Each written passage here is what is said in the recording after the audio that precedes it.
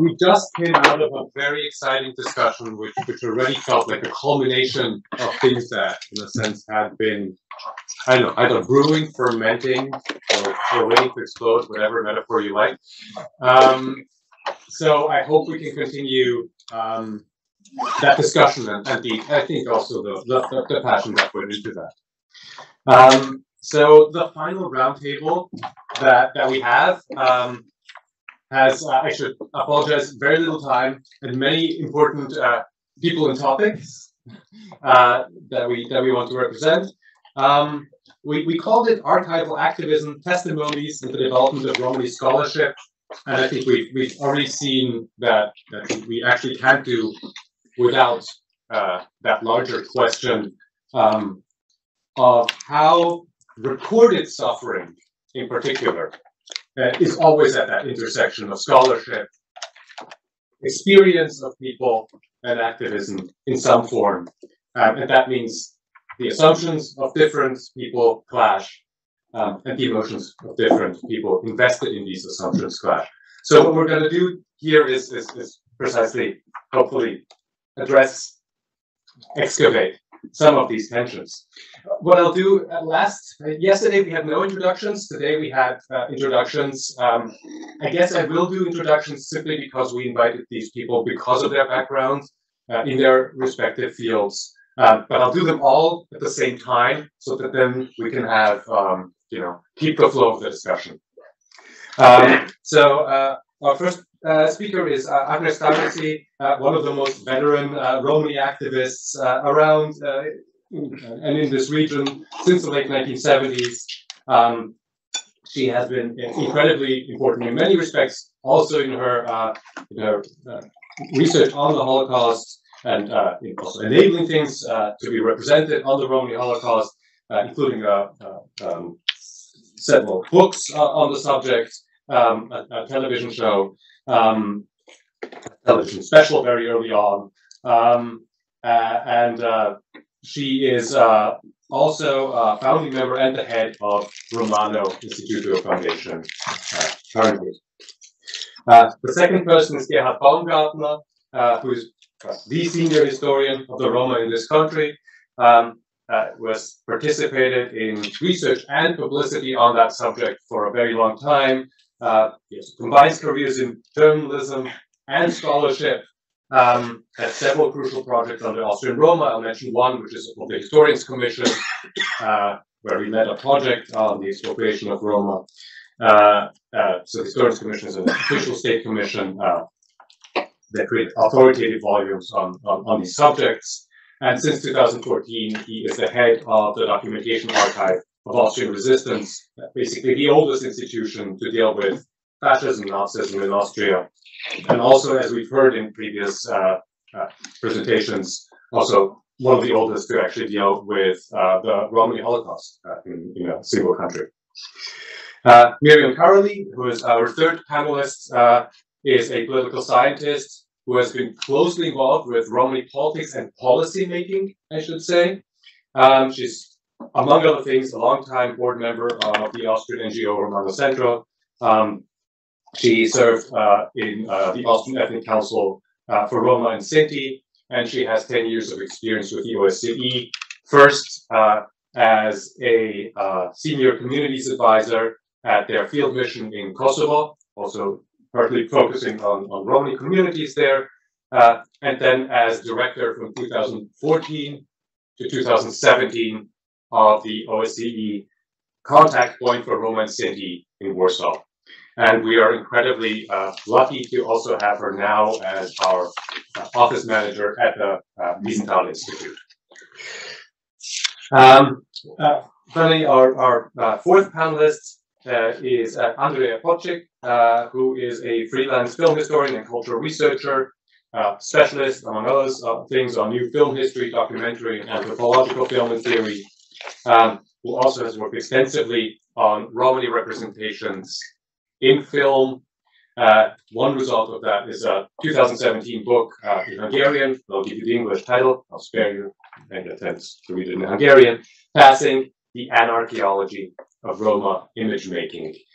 And she's the founder also of Roma Visual Lab and has been active as a film curator for various film events. Among other things, she also contributes to Rom Archive, which I think we have, some people have mentioned it in some form, which we should probably mention more extensively. Other people on this panel also have contributed to Rom Archive. But with that, let me open this roundtable, and I guess I ask them to just have fairly brief introductory statements again for the sake of time. Yeah, I think I want to just ask this very broad question to all of you. What is the role of testimonies from your perspective for the development of Romani politics? And I would love to hear also of the pitfalls. I think just so both a question about its opportunities, but also the various pitfalls that I think have come out already a bit in the discussion we've had in this panel, in this conference. And Ágnes, if you want to tell us first.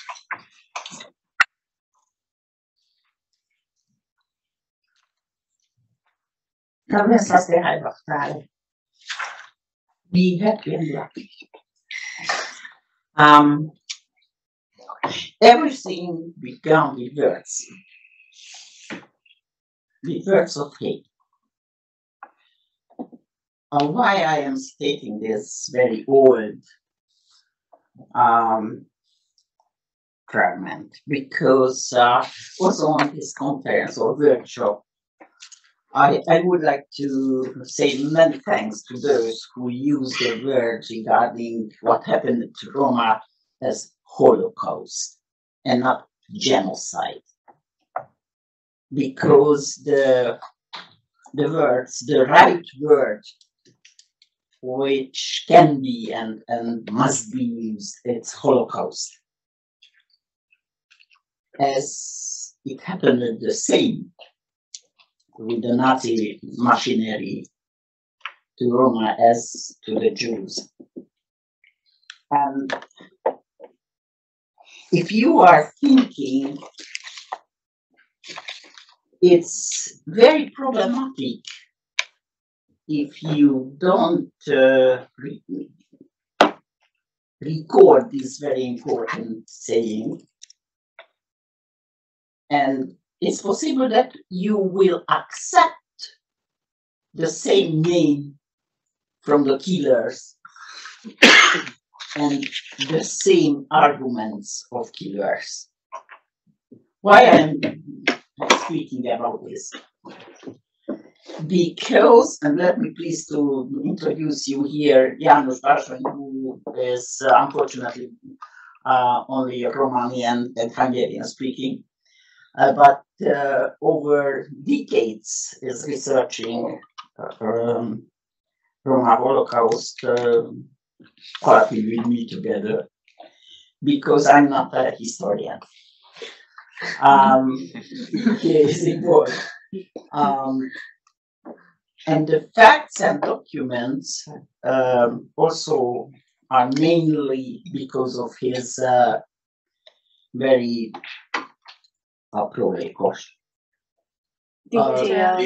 detailed research in our books, and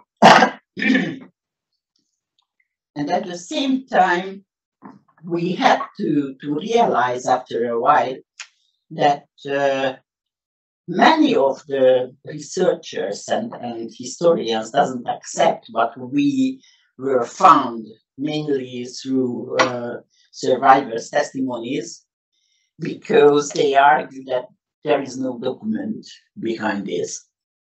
Okay, but there was not the interest of the killers to have everything documented. At the same time, in the Romani community, as you mentioned, and it's very important, in the memory of the community and in the framework of the families, there is a long history of these survivors' testimonies. And not only testimonies, but how to say, the fear which remain in the framework of the family. Testimonies I was speaking about. Only to give you some impression about our work. In 94, on the 15th anniversary of the 2nd of August 44, the Auschwitz extermination of Romani family lager. In the history of the Hungarian television network, we organized the very first Remembrance Day, Romani Day, in television. Why is it so important? Because until the very few well-known places of persecution of Roma mass killers and deportations, there was not known. So mainstreaming this persecution somehow gave us a chance, not only in the framework of the Roma, but also in the mainstream to get this knowledge, to put into the agenda. It was very important, the reflections. Also in the framework of the television.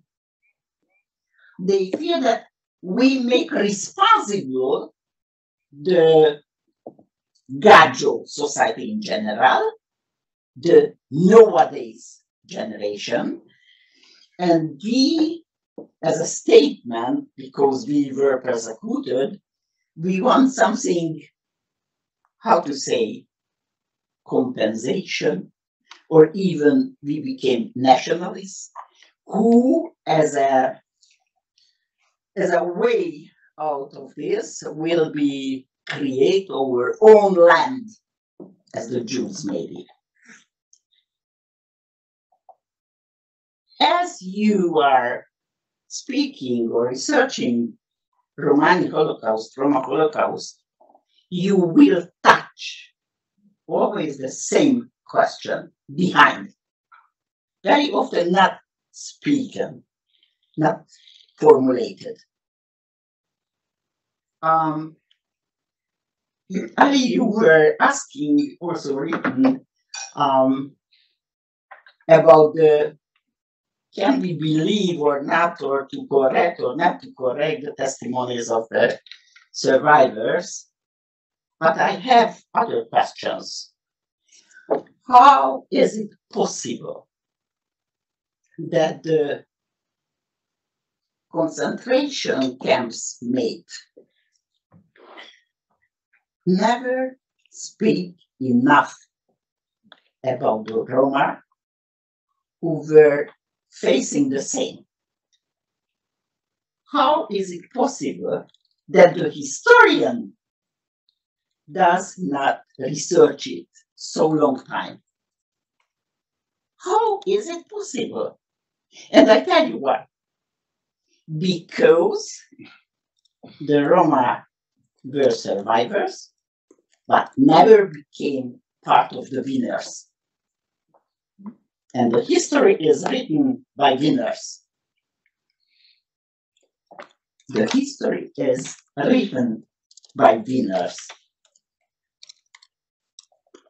And somehow, nowadays, also until nowadays, we try to change these positions, to enter the society on the side of the winners, to create our narratives about our own history. And let's say, to citate the sentence from Attila Katona, who is a historian and our second book showed by the Publicum, and said, why is so important this Kalitrash, our second published book? Because it contains three very different layers. the army movement, battles, and where which army, Hungarians or German or even the Russian came, and contains also in its continuity the Romani history, and as a third layer, the survivors' testimonies. And only from these three in one thinking or idea can you find the right way to recognize what happened. I stay here. Thank you very much. Thank you.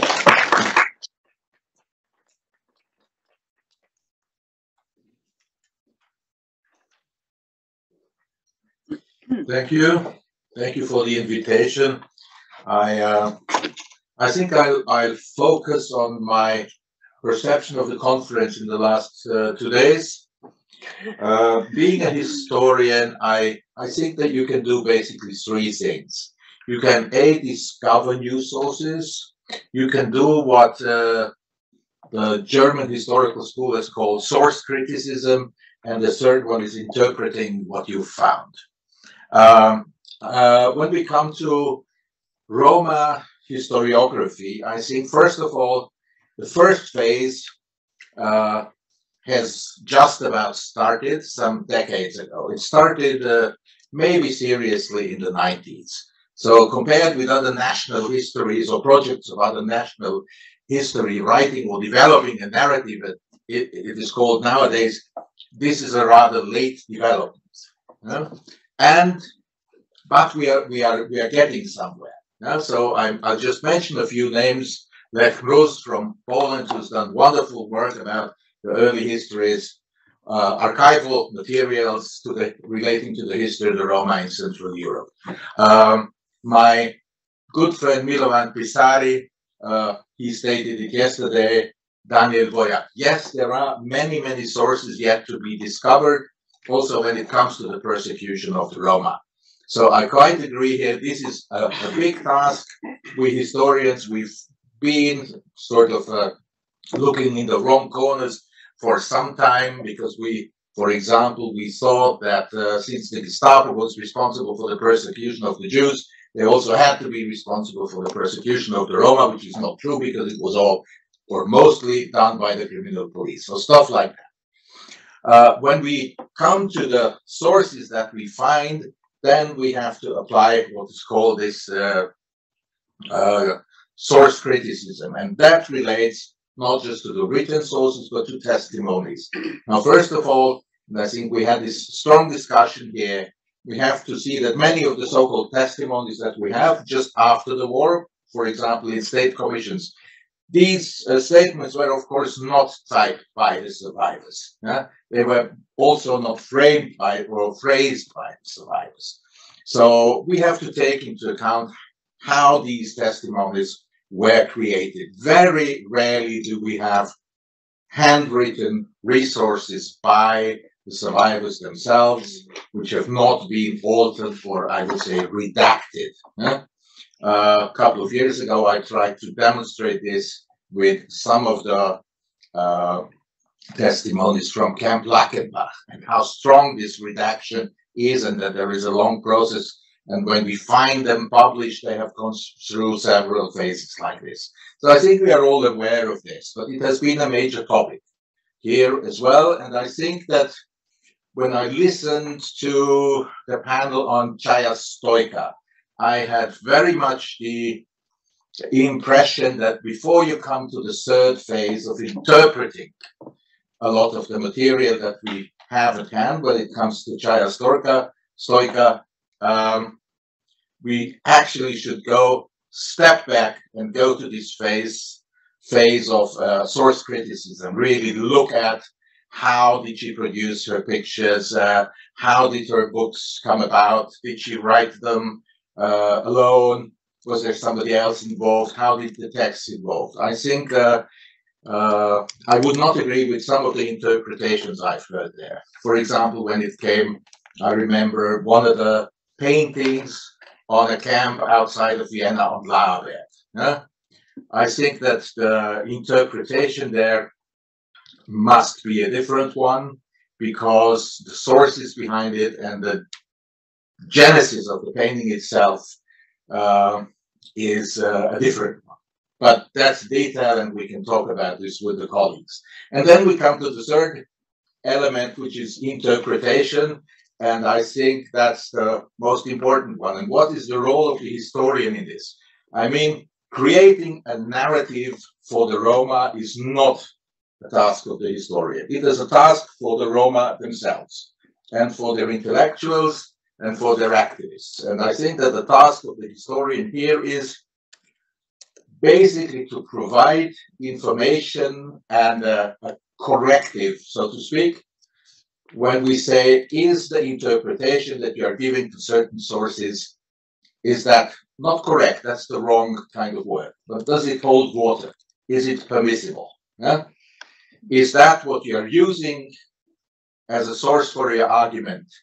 Is that a good idea?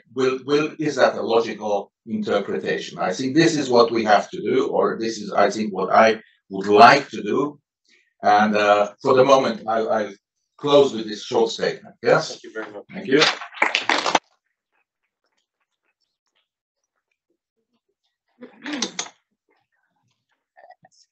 So thank you all for inviting me here, and thank you also for your interesting contributions in the last 2 days. Not being a historian, I have to say I learned a lot, and I want to focus rather on what role does, not testimonies, but what role does the Roma genocide play in the Romani movement? And not from a research point of view, but rather reflecting on my own work I have done in the past and what I've heard here today. So some things might have been already redundant because I heard it in the morning, but I think it's maybe good for a discussion. In my professional career, I promoted human rights for Roma. I was working on realizing human rights for Roma.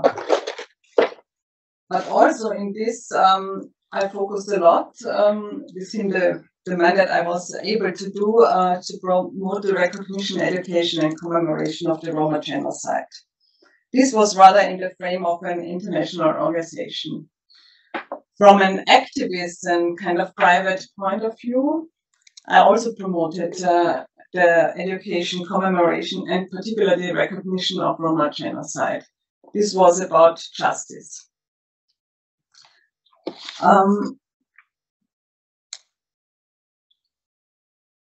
The call for the recognition of Roma genocide or Roma Holocaust, including through the testimonies, was and partly still is very central to the advocacy work and the human rights approach of Roma movement.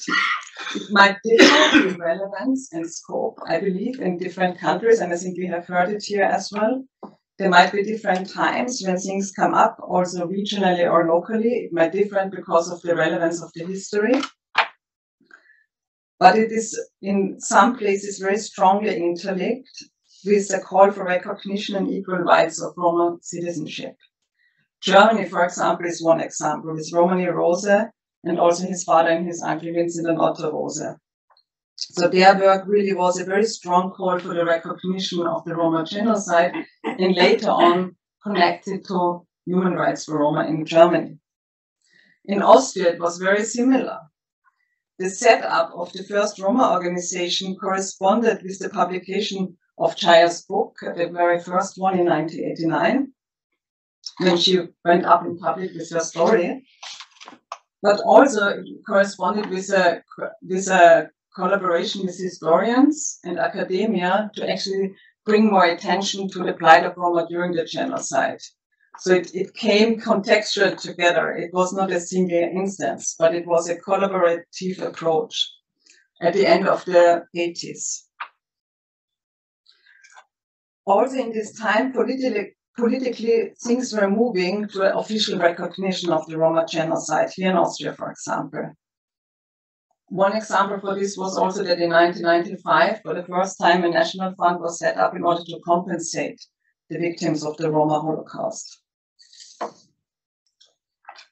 As regards Chaya's she was a pioneer, a female pioneer, but she was not standalone. She was also one of her family. She had two brothers who also came up with artwork, either with paintings like Karl Stoiker, or her brother Mongo Stoiker with also an autobiography about his story and his fate actually in the concentration camps. So I want to say this because it's not that only one person did something, but it was coming together with a whole environment where we discussed a lot of things and they popped up, I would say. They were probably inspired and also interfered with a number of other activities or incidents which were happening in Europe at the same time or a little bit later and a little bit earlier. Like Peter Matta, you mentioned in the morning, I don't know where you're sitting, that it was only in the 90s that the discussion on Transnistria came up. And I was thinking, but it happened in many other European countries at the same time. So I believe truly that there was definitely an exchange and a networking of people. For example, if you think about the International Romani Union, founded in 1971 in London, they had put the fight for recognition of Roma Holocaust prominently on its agenda. In their second Congress in 1981 in Göttingen, they had invited the Jewish survivor and famous Nazi hunter Simon Wiesenthal to support their call for recognition. He gave indeed a very strong speech recalling his experiences in the concentration camp, and he said, like, where my Romani brothers shared the same plight as the Jewish victims. And I think it's important also to kind of bring out these stories and see that there were Jewish survivors who were also supporting the call for recognition of the Roma Holocaust. I think yesterday someone said, maybe it was you, Eva, like, were there also other Jewish people who gave testimony? And it's interesting also when you think of the date, because it was in 1981 and in 1982 in Germany, there was an official recognition of the Roma genocide, or the Federal Chancellor recognized it. So why was it important for the Romani movement? The denial of recognition, and we heard it already, characterizes the continuity of racism, discrimination, and persecution of Roma after 1945. The Roma Holocaust was not denounced, but the survivors were stigmatized, still being asocial or criminals. This created an environment where racism and discrimination or violence against Roma could further be perpetuated. And this is also why there's this strong need to discuss it together, because the non-denunciation brought up an environment where things could grow. So the recognition of past wrongdoings call for justice, but also for equal rights and realization of human rights for Roma. We have seen yesterday that a lot has been achieved already, also with regard to commemoration or even educational materials, also research. But this is also partly due to the persistence of the Roma civil movement. It's very important to underline this. Together, of course, with academia and human rights professionals. If you just think that in 2015, the European Parliament called on in a resolution to commemorate the 2nd of August as the Roma Holocaust Memorial Day. So this was 70 years after the end of the war. According to an OSCE survey we did in 2015, at that time, in 2015, only 7 countries commemorated the Roman City Memorial Day on the 2nd of August. There are, of course, others who have local memorial days, but 7 did it on that particular day. So because you also said, Ari, what are the pitfalls? I'm actually more positive, and also having heard today even the discussion and the controversy about the issues. But I think that that's what we could discuss, and I think there were a number of projects. They show that kind of engaged or committed academia together with the Knowledge Bureau can bring not the truth, but can shed light to a history which has for a long time been hidden or neglected or denied. So I think I stop here.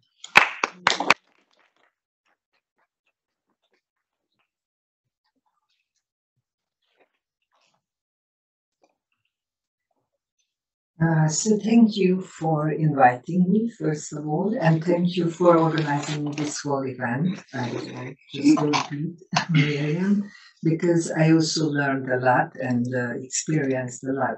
So I prepared a sort of statement, which I modified completely in the light of the presentations I heard. So I would like to tell you this modified version. So first of all, I thought we should maybe think together about the meaning of the word testimony and to rethink it or to reinterpret it. So if we go back to the etymology, it's very clear because it to give evidence about something someone witnessed, mainly in front of the court. And actually, we had a very nice typology in the presentation of Verena Meyers yesterday about the legal understanding and several sources and about memory studies, Holocaust studies, understanding of testimony. But I think maybe we should somehow extend its meaning in the digital age, especially when we think about audiovisual materials, technical images, and so on. So now I would connect this thought to Simina's presentation, where she quoted Susan Sontag. And I would like to quote her as well, but another quotation, which I used in a text some time ago. So it says, perhaps the only people with the right to look at images of suffering are those who could do something to alleviate it, say the surgeons at the military hospital where the photograph was taken, or those who would learn from it. The rest of us are voyeurs, whether or not we mean to be. So I think it's a very important statement or thought, and I would like to connect it to the implicated subject theory, which was also in Simina's presentation, which actually I'm amazed by, this Michael Rothberg theory, because I think it gives completely new insights about our knowledge about past traumas and present traumas as well. And I would like to stress this because he uses this implicated subject term diachronically and synchronically as well. And somehow to illustrate it, I would like to show you, but how shall I switch it? Two websites which I prepared.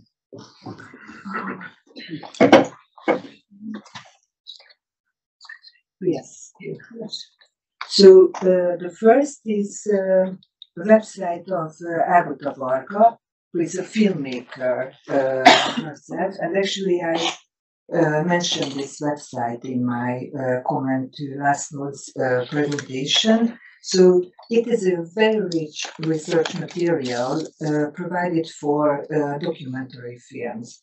And why I mentioned it here, because there are a lot of interesting things on this very basic design website, but among the photographs or sound recordings, whatever, you find very, very interesting and important things. So I don't know about the deals between researchers and the Hungarian government, but I think these things are extremely important to use when someone starts to provide a website about the same topic. So just to point out one moment in the I'm sorry, just a second. In this research material, I'm going to find it soon, I think. Yes, here it is. So you can see here this old man with a piece of a photograph where he points out actually a perpetrator. So he was a little boy during the Holocaust, and he got back this photograph from an old perpetrator, and he torn it. I mean, he took this part out of the photo. So it's very, very important performative part of the film itself. So implicated subjects in our present, our ancestors, what they did before and how we think about it, it's very important, I think, to rethink in the light of these past testimonies as well. And the other example I would like to show you is completely different. It's a website, a very new website of the so-called independent theater, Roma, non-Roma theater organization in Hungary called Roma Heroes, and it's a collection of Romani dramas, international collection, and many things. But what I would like to show, where's the menu? Sorry, I can't find. How is it working now? It's silly. It disappeared. Because I think you can click inside, maybe. No? To the right, take it down. Or Collective mouse. yeah, but the menu should.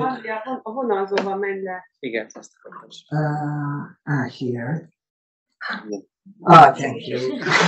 Thank you. So what I wanted to point out, it's this lies part. It's very rich, actually, but when you look at the lies, there are many persons and institutions and organizations, whatever, but what I find very important, that all these partners or these allies are in a way implicated subjects, because they collaborate, they support something which is a politically engaged art, which is actually based on testimonies, because all these dramas are based on real stories. So it's a sort of mixture of real fiction and documentary. So these lies collaborate to create something which is more than just a testimony. It gives the poetic truth of the whole material, just like in Miguel's presentation we heard, which touched me very much, actually, because I think the story about your grandmother and the whole framework of your presentation points out the importance of the poetic truth.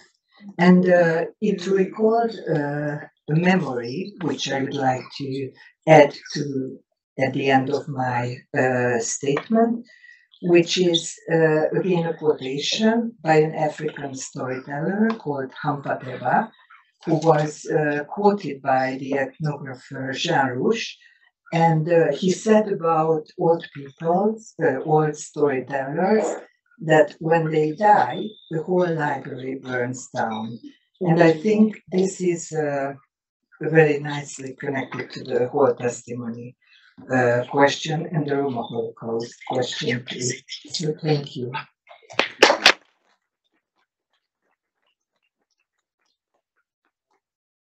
I feel we can probably actually sort of be obvious because we have very little time. Perhaps can I just say something that I just noticed, because there's a whole lot of discussion of shared knowledge production and such things here, and I think we sometimes think about activists, historians. It struck me that 20 years ago you would have spoken on this topic in a public forum. What would always happen is that somebody would raise their hand and say, "I'm a survivor. Excuse me, I have a different story." And that isn't happening anymore. So if we're talking about, I think we talk a lot about the survivors are disappearing for our testimonies. You can't stick a microphone in their face anymore. But they're actually disappearing as knowledge producers, co-producers of knowledge. So instead of perhaps activists, perhaps we are together in team post-survivor, most of us, I think. And then there's, for the Holocaust at least, the other group whose interests, I think, is only represented now in this static way of a moment when they spoke into a microphone or a camera or something like that. And it's just to perhaps just because I feel what I do want to bring out is this, which is why I asked the question about pitfalls, and I'm optimistic, but there's something different happening when you have a system there to record things. That's why we call it recording voices rather than just testimony. I think there can be a tragic clash happening. It's not like giving people a megaphone. One thing is giving people a megaphone, and then you don't need a trust network behind it because they are, you're allowing them to speak. That is not the same that is happening when you're recording it. You can promise, don't worry, I'm gonna not abuse this. I'm gonna use it for you. But there is a trust element in it. And then there's even more trust in it when the scholar comes along, looks at something somebody else recorded, and you basically have a, researcher swearing I did it the right way. It was voluntary. I swear that there was trust there, so you can use it again. So I think the mess comes in because we are talking about not the survivor on the picture in Andrea's photo, but the picture of the survivor. That is what we get. And this mess of disappointments and clashes and emotions comes in because there is trust that can be broken. And is broken all the time because different people come in with different interests. So perhaps just to explain, I just want to bring it in to make clear what I think are the tensions and why it gets heated. Because it is about broken trust in some ways all the time. Ágnes, you wanted to respond to that? Yes, please. I see another pitfall in the background. Even though there are few testimonies, as we share it, there is a big chance that we strengthen the feeling of persecution, which is not stopped, unfortunately, after the World War II, even though until today. But if we somehow strengthen these feelings, it's very danger that we create we are the nation of losers. That's why we felt very, very important in the framework of so-called Roma Holocaust to find another place and time to commemorate. And this is the 16th of May, 1944, as the Day of Resistance.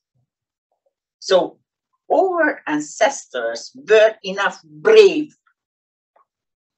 to say stop for the killers and to make it how to say, to strengthen our new generation, you in your own position can be always be have this braveness.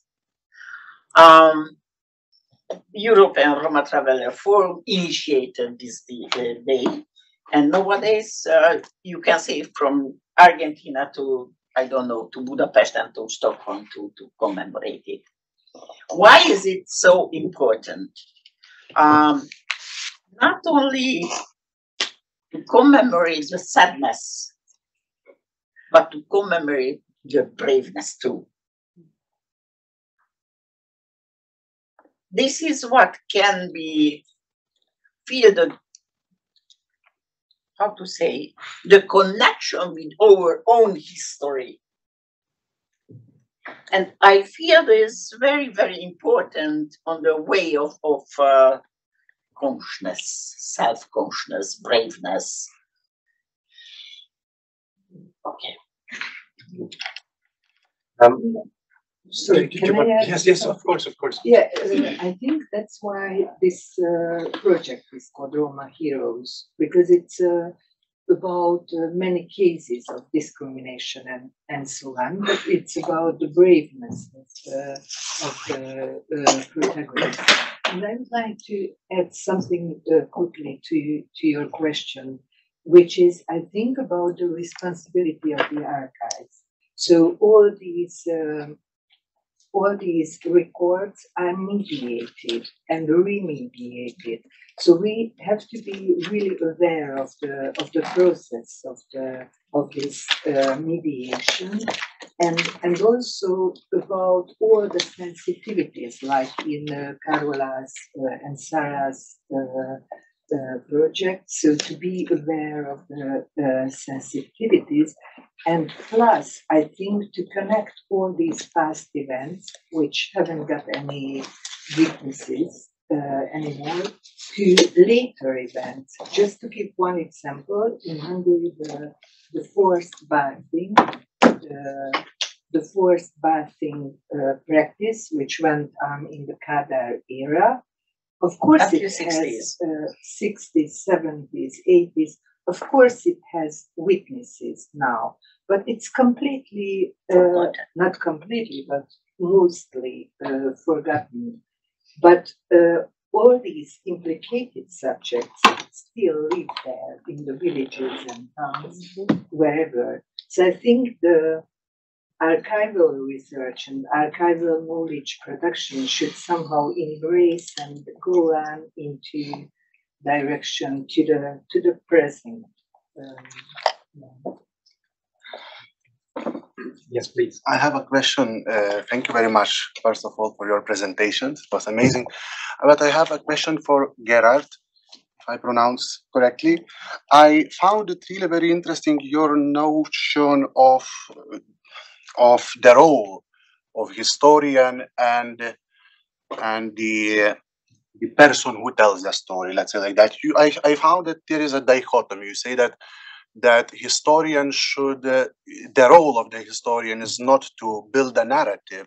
To build a narrative is the role of Roma themselves.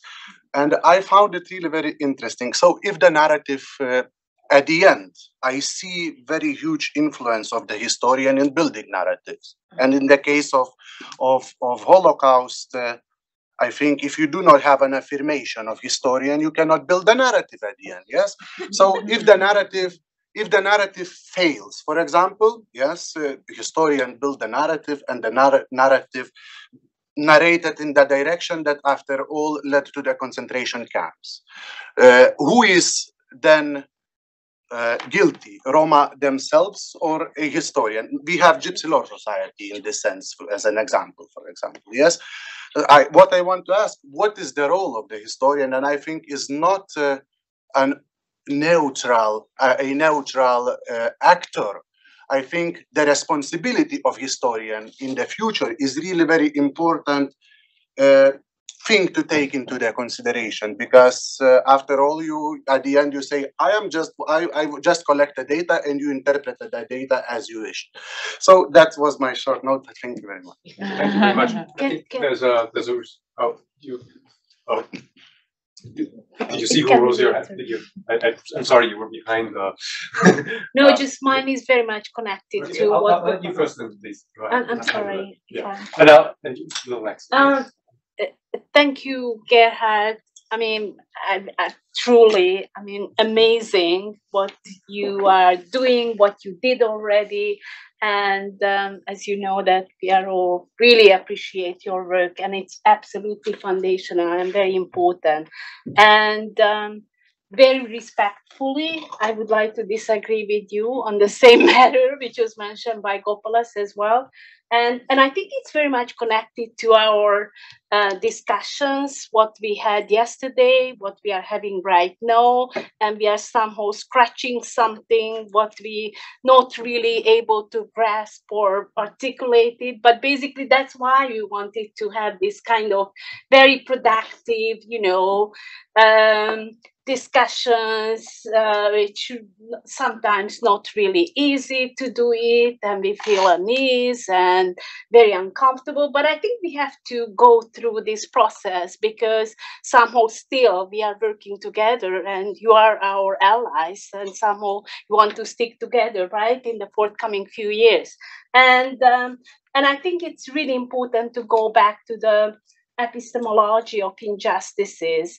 And when we are talking about like Roma as a researcher, not even researcher, we're always referring to them as an activist, right? Even though that they are working in an academia, they're gonna remain activists forever, and they're gonna publish in a NGO journal or in a campaign leaflets, because that's what they are doing. And I don't know what they are doing, or collecting oral histories and testimonies in an NGO's booklet, but that's an NGO. But the point what I'm saying, that basically we are reproducing this kind of second-class scholarship, which has been produced by so-called Romani scholars, activists, that's the right word. So, but not thinking about the structural conditions which created this. So basically we know that, there's a very unfair distribution of epistemic goods, right? Such as education, information, access to resources, access to fantastic research funds, ERC or European Commission funds. And there are some researchers who are better off because they can speak in English better, and they can have a better writing skills and so on. So you can understand, right? So it's absolutely about unfair distribution of epistemic goods. And some of us who were lucky to do PhD, we did it really late, and we are always catching up. Certainly, we never ever will reach that position. We know that, but it's really hard, and particularly when I'm hearing that that's our, that's your responsibility to create a narrative. I think it's a kind of pretentious innocence, right? And that scholars and historians has no responsibility. You are the one who has to do it. So when we are talking about something which really has, a heavy significance, right? Then it's always, oh, Roma activists, Roma intellectuals, do it. We are with you, but no, it's not actually. You are doing that. In fact, if we, analyze it, the power position, it's a very asymmetrical, as we know, in the academia. So, but anyway, I'm terribly happy that we having these kinds of discussions, and I think we just have to be more reflexive and really questions all kinds of terms what we use, and this kind of pretentious positions what we would like to believe that this exists, but in fact not. Thank you. Thank you so much. That actually felt like a what? great summation of all our of our issues, but please. Yeah, I just want to say thank you for the round of conversation and say to Ágnes that it's a privilege to be able to hear you talk. Yeah. Yes. And also coming to a comment from your part of your statement, because yeah, I think you are defending to use the word Holocaust beside genocide, right? And I think that there is actually etymological is very correct, because I mean there is no genocide in a sense of they didn't kill us. So yeah, here, so and in Portuguese language they usually use eugeny, because this is also very common in different cultures, like Brazil, for example, like it is forced assimilation, everything. So I think yes, I understand there's a lot of political implications how to use the term, which term is it, but yes, so just want to make sense. Just 2 points. Thank you so much. It was really inspiring, although we are on the same river. First of all, I think testimony doesn't exist. Sorry. They had different texts, different performative acts, which were then recorded, transcribed, etc. So be carefully to use the word testimony. And please don't forget that this is always the result of a performative act. An interviewer and an interview. And this is what I cannot agree with Ari and others who told me, okay, no survivors anymore, so what can we do with these sources? These sources were always totally difficult, absolutely problematic. And this is maybe the privilege of a historian to look into the source, whether they are historically true or not. But for us, sociologists, cultural studies experts, literary scholars, etc., they were also really shaky source to do something with this source, because we don't see, almost all of the cases, we don't see the interviewer. We don't understand the position of the interviewer, the epistemological injustice within the interview, etc. So this is the first point I wanted to say. The second point to Angela, because you know, so the current sociological discourse in the last 20 years ask about the position of the sociologist to be even more and more as an activist on the field.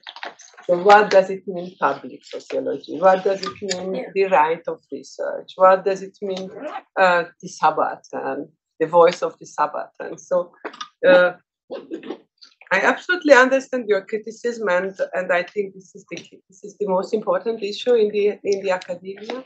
But on the other hand, we have to observe the movements from the discipline itself, because they are really in crisis. Yeah. So I know only the sociologists and the anthropologists, they are really in crisis. They want to go back to the ordinary life, to understand what is happening, how they can be more participative, more collaborative, etc. So I don't think so that the social sciences are absolutely closed and using only rational and positivistic methods without any participation. Yeah. I just want to sort of make a meta observation about this discussion, which I really appreciated. I think is a wonderful end to this this 2-day conference, and that is that there's the implication that a testimony has meaning primarily when it is woven into a narrative. And one of the things that I heard, I think in at least 3, maybe even all 4 of the presentations here, is that this is kind of a building block of a narrative. And this is a narrative that Gerhard doesn't feel like he should be writing, is what I understood from, okay. It's a narrative that Ágnes wants to be a kind of a Whiggish narrative where there is at least some kind of victory at the end. It's a narrative in which we want heroes' narratives alongside narratives of suffering, or maybe the suffering is a kind of heroism. And I guess in Mirjam's talk, I don't know if narrative played as central a role, but maybe it did. But I found this kind of interesting that the testimony does not stand alone, and that we have dozens or hundreds of testimonies which derive meaning somehow when they are woven into a narrative. That's what I heard from most of the comments right now, and I'd actually be curious to know if that's what your reactions to that would be. I want to clarify my position a little. So I'll put it like this. I come from a minority movement, although a different one, in which I grew up. That's Hungarian minority in Austria, which was a small one and is nowadays a big one, thanks to Orbán. And as such, I got sucked also into the topic of Roma, also because they were living at our doorstep and I went to school with them, and that's the one thing. The other thing is that, of course, there is no neutral position for the historian as such, who is after the truth and the whole truth and nothing but the truth and is not involved in politics. Of course not. There is no such a thing. What I meant actually is that I over the decades, I've seen a lot of projects of writing a new history of the Roma. And a lot of that is based also on testimonies. I mean, Ági produced one of the best, I think, till today in the Hungarian context in the 90s. I've always admired this collection that you put out in 3 languages in the late 90s. Yes. The collection with János. So there is lots and lots of sources, and out of this, then several institutions have actually tried, like, for example, now let's see, that was the European Council, I think, a history of the Roma, 2004, which is sort of, so its main major framework is first migration, second migration, third migration. No other national history would be written according to this kind of framework. So I think that's because it was not written by the Roma. And I think there is a strong Roma movement, and they are in the process of developing a new narrative for their own people. And I think I put it differently. I still think that my position is to provide information and, if you want, support with the work, with the research that we are doing for this kind of process. I have suffered, I put it like this, in Austria for many, many years, and with people and colleagues, I would say, who always felt that they had to speak for the Roma because the Roma can't speak for themselves. And this is a fallacy that I want to get rid of. So my position, and I can clarify this, has also always been, I've tried to work with all the Roma groups who were interested in what I had to say in Austria. So I never worked only with the one or with the other. I was in close relations with one organization. I always cooperated with other ones whenever the occasion arose and people were interested in that. And I think, yes, we are on quite good terms with most of the people. I am on quite good terms with most of the people there. But I don't think that I, as a historian, should write the history of the Roma or a new history of the Roma. This is a political project. I don't think that it has to be ahistorical. Yes, I'm interested in it. I think that it is a necessary project. I think you have a right to have it, not just because of the injustice, but because you've been part of, Roma have been part of European history for over 1,000 years, and sort of are lacking from the great European narrative. That's my position, basically. I never claimed that I am the arbiter of truths in all this. This is not what I mean. Sorry. Yes. Me? Yes. Okay, sorry, I thought there was behind. Yeah, I just kind of wanted to tease out this dichotomy between a historical project and a political project, because we saw in Petre's presentation that historiography is political and it changes with political waves, and that's, I think, where the it's interesting that Petre said he's contradicting me, but he proved my point. I think. Oh well, I just think it's very dangerous to claim to not be part of a political project, because then the political project that's underneath what we're doing. I'm not saying you particularly. I think about this in my own work all the time. Otherwise, the political project becomes invisibilized and therefore more dangerous. I think there's always politics in knowledge production. We see it here. It plays out very clearly before our very own eyes. This is politics, right? Politics is relationships between people. Absolutely. And I just think it's dangerous to think of history outside of politics and politics outside of history. But that doesn't mean we can't make. It doesn't mean it's relativist in any way. It just means we need to acknowledge that whether we like it or not, as non-Roma historians or non-historians who work with history, we create narratives, and those narratives are political in themselves. We're narrative beings. Humans can't think outside of narratives. We think with stories, right? So I just think, why say, for me, it seems kind of dangerous to say I'm dabbling in information and you can dabble in narratives. Or do you see what I mean? For me, it seems. Never said that. But you said that you think the role of the historian is to provide the information, and the role of the Roma is to make the narrative, which creates a dichotomy that seems politically unhelpful to me, at least.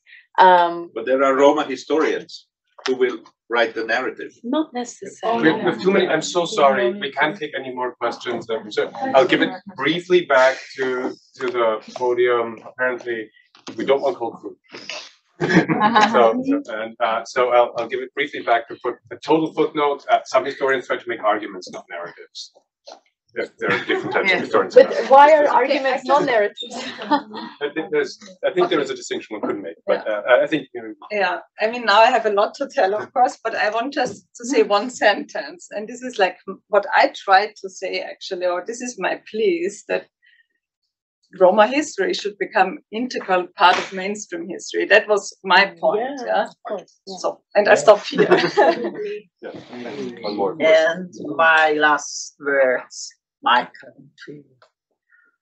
Yes, narratives are politics, of course, but their main goal is to help us to survive our everyday life. Those are excellent last words.